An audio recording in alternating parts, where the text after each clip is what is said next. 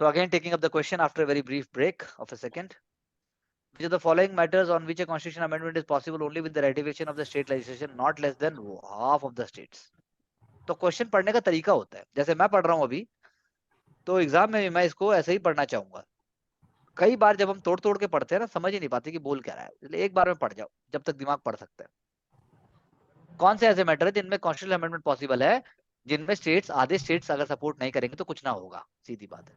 आप बताओ। Election of president, Yes, sir. Oh, true. representation of states in parliament, True, sir. Yes, sir. Yes, sir. any of the list in 7th schedule, Yes, sir. True, Yes, sir. sir. All three are related to state and center relationship. abolition of legislative council of a state, No, sir. नहीं, इसके लिए नहीं है। no, ये state के हाथ में है, बस खत्म। 1, 2, 3. 1 मिनट से कम में कर दिया तुमने अब। चलिए, constitution of India recognises, Mansi Sir, religious and linguistic minorities. कौन कौन से नाम बताओ। Sir, नाम नहीं पता। नहीं दिया हुआ सर। Sir, नाम मतलब नहीं दिया constitution, हुआ है। religion और कॉन्स्टिट्यूशन नहीं दिया हमने, रिकॉग्नाइज तो किया है कुछ। अच्छा, जैन है कि नहीं है? है बाबू, सर। बाबू जी सर। जैन है कि नहीं है? माइनॉरिटी तो है सर। नहीं नहीं, बट वो तो हिंदुओं के साथ वो होती है ना उनकी पॉपुलेशन की वो। Oh my God. सर होंगे जैन Minority तो नहीं है। के साथ ऐसा डिस्क्रिमिनेशन, हाँ मतलब जहाँ पे वो माइनॉरिटी होंगे वो तो फिर होगा ना। हाँ जैन है सर। मैं जैन कह को रहा हाल हूँ फिलहाल में दिया गया था सर इनको। कपिल सिब्बल ने दिया था। हाँ सर, हाल फिलहाल में दिया यूपी था। गवर्नमेंट ने 10 दिया था। हिंदुस्तान में देखो, मुस्लिम, क्रिश्चियन, सिख, बुद्धिस्ट और पारसी, ज़ोरोस्ट्रियन। ये नेशनल लेवल पे माइनॉरिटी हैं। हम्म। और सिक्स्थ जो है, जैनिज्म को भी बना दिया गया था, as far as I understand. Parsi हो गए ना ज़ोरोस्ट्रियनिज्म, और क्या लेके आएगा भाई? Amendment to the Constitution of India can be initiated by the Lok Sabha, Rajya Sabha, state legislature, president. जल्दी बोलो। सर सर हाँ सर, संस्कृत तो फिर लिंग्विस्टिक माइनॉरिटी हो सकता है, तो अगर किसी को संस्कृत का कॉलेज स्कूल खोलना है तो खोल ही सकता है बेनिफिट लेके सरकार से। संस्कृत लिंग्विस्टिक माइनॉरिटी है? हाँ सर, मतलब लिंग्विस्टिक माइनॉरिटी कम लोग बोलते हैं। भाई, लिंग्विस्टिक माइनॉरिटी का मतलब ये होता है कि जो आपकी मदर टंग है, मतलब एक माइनॉरिटी, ये मतलब हाँ, तो कोई किसी मतलब का मदर आपकी जो टंग मदर हो टंग सकता है है। वो मेजोरिटी से अलग होना चाहिए। हाँ सर, संस्कृत तो तो जिस कैसे? अबे नहीं नहीं, संस्कृत तो मदर ऑफ ऑल लैंग्वेजेस है भाई। वैसे माइनॉरिटी है, पर Sanskrit is the mother of all languages. जबकि कोई स्टेट वाइज क्लासिफिकेशन नहीं है माइनॉरिटी का। सर माइनॉरिटी का स्टेट वाइज ही करना चाहिए, मतलब किया गया, मतलब सुप्रीम कोर्ट ने बोला सुप्रीम कोर्ट ने बोला no state wise minority classification, Supreme Court ने बोला है ये, आप उल्टा बोल रहे हो। नहीं, सुप्रीम कोर्ट ने बोला है सर स्टेट वाइज करना चाहिए, नेशनल वाइज नहीं, स्टेट वाइज ही करना चाहिए माइनॉरिटी का क्लासिफिकेशन। अरे भाई, सुप्रीम कोर्ट ने बोला है कि जब आप ये गाइडलाइन लेके आने की बात करते हो कि आइडेंटिफाई करो और डिफाइन करो रिलीजियस माइनॉरिटी को हर स्टेट में, देन सुप्रीम कोर्ट साइड ऐसा नहीं हो सकता। क्योंकि पिटीशन ये बोल रही थी कि जो हिंदू हैं उन स्टेट्स में जहां हिंदू माइनॉरिटीज में है, उनको आप वहां पे माइनॉरिटी घोषित कर दो। तो लिंग्विस्ट माइनॉरिटी राइट नाउ जो है वो तो अभी करंटली जो है अभी तो स्टेट वाइज होता है, स्टेट गवर्नमेंट उसको डिफाइन करता है। और रिलीजियस माइनॉरिटी को कौन डिफाइन करता है? Central government. यानी लिंग्विस्टिक माइनॉरिटी को स्टेट करेगा और रिलीजियस माइनॉरिटी को सेंट्रल गवर्नमेंट करेगा। तो वही लिंग्विस्टिक माइनॉरिटी कौन हुआ? यानी कि if you are in a state and speaking such a language which majority is not speaking, तो आपकी लैंग्वेज को स्टेट चाहे तो लिंग्विस्टिक माइनॉरिटी के तौर पे हो सकते हैं। सुप्रीम कोर्ट ने लेकिन बोला लैंग्वेजेस जो है वो स्टेट वाइज रिस्ट्रिक्टेड है, लेकिन रिलीजन जो है बियॉन्ड ऑल बॉर्डर्स है। इसलिए रिलीजन जो है वो पैन इंडिया बेसिस पे होगा, स्टेट बेसिस पे नहीं हो सकता। बात समझ में आई मैं क्या बोल रहा हूँ? Religious minority state India basis पे नहीं हो सकता, वो ऑल हाँ इंडिया सर। बेसिस पर ही हो सकता यस है। सर। दूसरा बात कि माइनॉरिटी को डिफाइन नहीं किया हमारे कॉन्स्टिट्यूशन ने, लेकिन हमारे कॉन्स्टिट्यूशन ने सिर्फ रिकॉग्नाइज किया है कि there is something called religious and linguistic minority. Article 29 बोल रहा है कि सेक्शन ऑफ सिटीजन भारत के किसी पार्ट में रह रहे हैं, उनकी एक डिस्टिंक्ट लैंग्वेज है, स्क्रिप्ट है, कल्चर है अपने उनका, तो उनको राइट है उसको कंजर्व करने के लिए। सर आर्टिकल 29 और 30 कह तो रहे हैं कि भाई रिलीजियस और एथनिक माइनॉरिटीज दोनों के लिए आर्टिकल्स हैं। हाँ, लेकिन वो प्रोटेक्शन दे रहा है रिलीजियस माइनॉरिटी को भी और लिंग्विस्टिक माइनॉरिटी को भी। लेकिन सुप्रीम कोर्ट ने बोला कि इस आर्टिकल का जो स्कोप है वो आप इस तरीके से रिस्ट्रिक्ट नहीं कर सकते माइनॉरिटी के लिए, क्योंकि वो यूज कर रहा है वर्ड सेक्शन ऑफ सिटीजन्स। इसीलिए सेक्शन ऑफ सिटीजन में माइनॉरिटी भी आएंगे और मेजोरिटी भी आएंगे। जबकि आर्टिकल 30 में जो आप कह रहे थे अभी थोड़ी देर पहले औशिक, जो वो कह रहा है कि माइनॉरिटीज 30 क्या कहता है, माइनॉरिटीज मतलब आर्टिकल 30 की प्रोटेक्शन की बात होती है ओनली टू माइनॉरिटीज रिलीजियस और लिंग्विस्टिक, जबकि उसके अंदर सेक्शन ऑफ सिटीजन्स की बात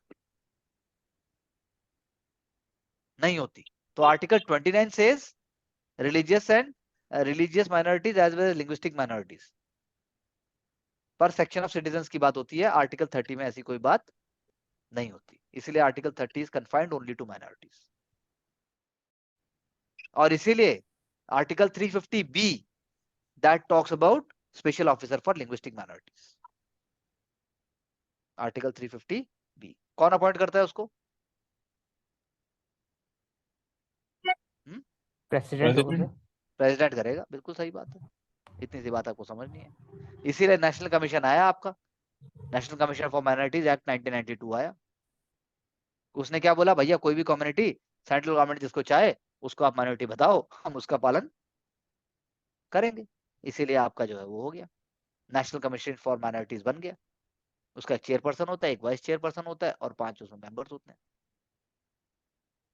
अच्छा ये बताओ, वो 5 मेंबर क्या माइनॉरिटी से ही होते हैं?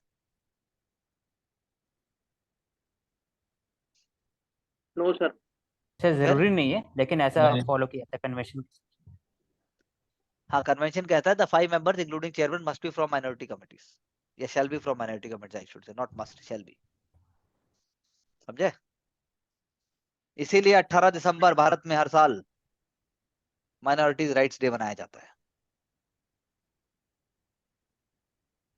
क्योंकि इस दिन 1992 में यूनाइटेड नेशन ने right of persons belonging to national, ethnic या रिलीजियस या लिंग्विस्टिक माइनॉरिटी करके एक दिन बना दिया था। समझे? बस इतना बहुत है, सारा बता दिया मैंने आपको। इसीलिए यूपीएससी ने क्वेश्चन भी पूछा था अभी, बांग्ला आ गया था ना, वो इंटरनेशनल मदर टंग डे जो मनाते हैं हम, ये क्या ऐसा करके क्वेश्चन आया था एक, जी जिसमें बात हुई थी यूनेस्को की, हुई थी ना। जी मैं सर। भूल रहा हूँ उसको क्या कहते हैं, मुझे याद नहीं आ रहा। आसान क्वेश्चन था बहुत वो, लेकिन वो लॉजिक से ठीक होता, वरना आदमी ठीक नहीं कर सकता, वो पाकिस्तान में चला जाएगा वरना। बांग्लादेश में मुहिम चली थी बांग्ला के लिए, क्योंकि बांग्ला उभरने नहीं दिया था इस पाकिस्तान में। चलिए नेक्स्ट। ठीक है जी, कोई सवाल, कोई डाउट? नो चलो सर। फटाफट आगे। 69th अमेंडमेंट एक्ट बोलो क्या है? अभी तो हमने किया था। 62nd reservation extension. हाँ रिजर्वेशन एक्सटेंशन था ना सर। हाँ, तो चलो 69 अब क्या है? 69, 70 और सर 83 इसके ऊपर वाला क्वेश्चन छोड़ दिया सर आपने। कैसे? लाइए जरा ऊपर। हाँ, amendment to the Constitution can be initiated by Lok Sabha, Rajya Sabha, state legislature, president. 1 to 4।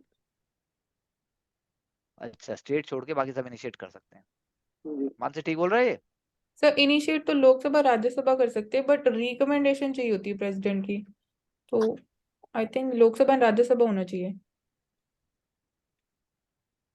President नहीं आएगा? नहीं सर, प्रेसिडेंट को बस रिकमेंड नहीं करना करता ना। होता है आपके पास जब आती है, इनिशिएट थोड़ी कर सकता है प्रेसिडेंट।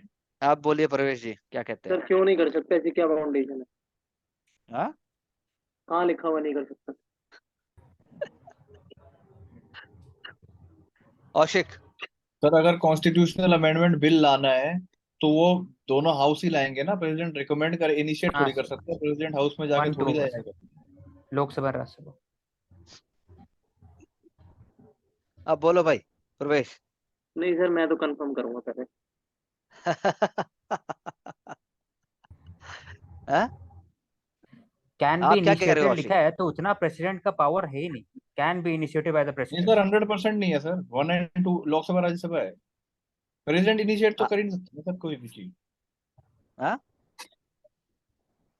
प्रेसिडेंट का डिस्क्रिप्शनरी पावर भी नहीं है और साथ ही साथ इतना पावर भी नहीं है कि देखिए he can initiate the amendment of the Constitution of India. वो होगा सिर्फ राज्यसभा लोकसभा। और जो स्टेट लिस्ट की बात है वो हो रहा है, वो यहाँ पर सिर्फ बात हो रहा है स्टेट काउंसिल को हटाने की, जो आंध्र प्रदेश आप ने किया इसके था। इसके जगह तो वो अगर आप अमेंडमेंट की सिंपल बात नहीं तरीके, किया। या भाई रुक जाओ, सर इसके जगह अगर आप ये सोचते कि किसके पास है power to initiate the amendment to the Constitution, किसके पास है पावर, एक वर्ड पार्लियामेंट आपके दिमाग में, बस खत्म, पार्लियामेंट। सर क्योंकि क्योंकि हिंदुस्तान में amendment to the constitution can only be initiated by the introduction of a bill for the this purpose in the either house of the parliament, और स्टेट लेजिस्लेचर में तो हो ही नहीं सकता। और ये बिल जो है या कोई प्राइवेट मेंबर भी इसको इनिशिएट कर सकता है, इसीलिए प्रेसिडेंट की प्रायर परमिशन की रिक्वायरमेंट। सर मैं लाइन पढ़ना चाहूंगा एक। पढ़िए। सर लाइन है, the president can pass an ordinance to amend the Constitution of India. Ordinance की बात नहीं हो रही है, अमेंडमेंट टू द कॉन्स्टिट्यूशन की बात हो रही है। Sir even if it is, we are talking about the amendment, but either it can happen by a bill or it can happen by an ordinance.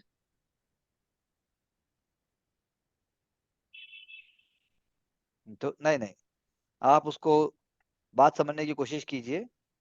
जो अमेंडमेंट टू द कॉन्स्टिट्यूशन है, that can only be initiated in the house of the, in any house of the parliament and by even a member or by a minister, whatever it is। अगर private member भी initiate करता है तो prior permission की जरूरत तो नहीं है, ये ऐसे देखना पड़ेगा। ये आप जो ऑर्डिनेंस की बात कर रहे हैं वो बात और है, यहाँ बात हो रही है अमेंडमेंट टू द कॉन्स्टिट्यूशन, इसीलिए पार्लियामेंट के पास ये पावर है। That's what we have to interpret. आप इसको और सर सोचिएगा। अगर आप सही कह रहे थे कि अगर लाइन ये होती ना, power to amend the Constitution, तो हाँ, उस केस में फिर भी आप प्रेसिडेंट का सोच सकते हो ordinance power, ordinance making power की बात करके। इनिशिएटेड है ये, हाँ इसीलिए प्रेसिडेंट का रोल नहीं आएगा। से और अच्छा क्वेश्चन, क्वेश्चन ज्यादा कॉम्प्लेक्स कर रहे सर। कोई बात नहीं, होता है। Next, 69th amendment act.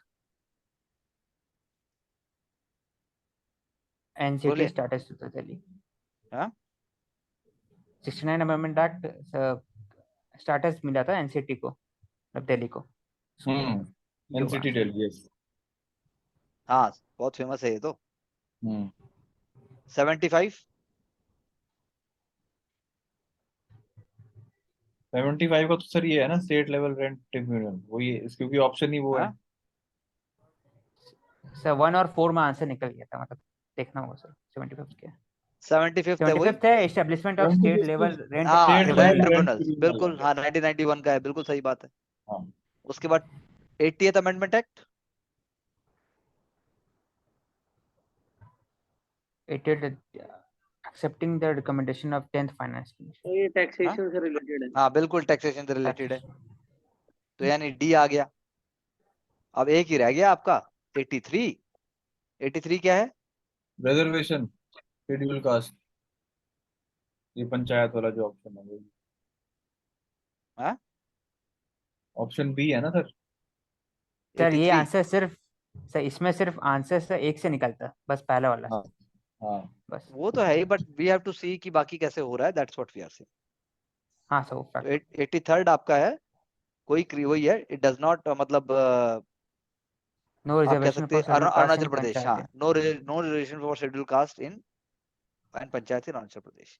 आना चाहिए हमें, ये हमें पता, हम बात कर रहे हैं। Please make a note. चलिए next. Which one of the following rights were described by BR at the heart and soul of the Constitution? 1C। Sir right to constitutional remedies. कौन सा आर्टिकल आर्टिकल 32 पूछ रही हो, बता रही हो? बता रही हूँ। Next, which one of the following amendments to the Indian Constitution empower President to send back any matter for reconsideration by the Council of Ministers? Wow। 44th 1978। Good। 44th amendment. वापस भेज सकता है वो। हाँ सर एक बार। चलिए next. 93rd Amendment Bill deals with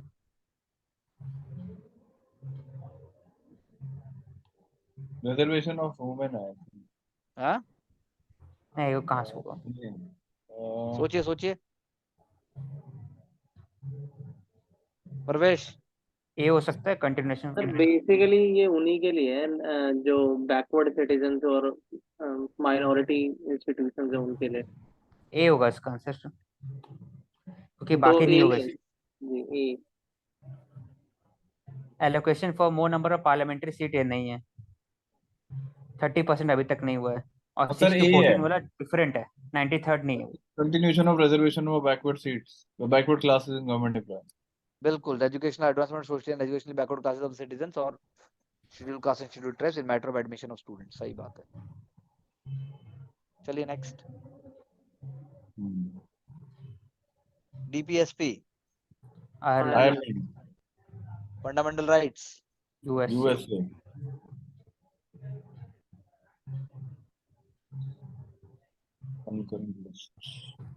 concurrent list Australia, Australia, then India as a union of state with greater power to the union in Canada. Canada, ठीक है। And the last question that we are Emergency taking up, provision Germany. Yes. चलिए last question we are taking up, which of the following constitutional amendments are related to the raising number of members of Lok Sabha to be elected from states?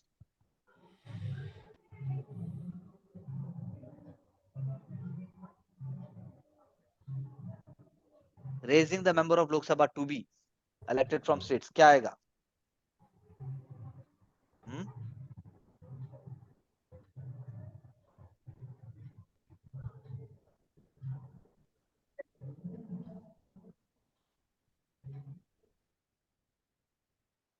And 31st होगी क्योंकि 31st मुझे पता है